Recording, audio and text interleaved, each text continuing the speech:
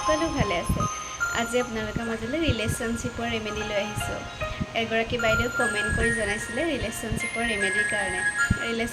ৰেমেডিৰ কাৰণে আপোনালোকে rose quartz crystal পিন্ধিব পাৰে ৰ'জ কোৱাৰ্টছ ক্ৰিষ্টেলে আমাৰ যিকোনো মানুহৰ লগত ৰিলেশ্যনশ্বিপ ঠিক কৰে আৰু সম্পৰ্কবোৰ সুদৃঢ় কৰি তোলে লগতে আপোনালোকে নৰ্থ ৱেষ্ট কৰ্ণাৰত ৰ'জ পাৰফিউম ৰাখি সেই পাৰফিউম ইউজ কৰিব পাৰে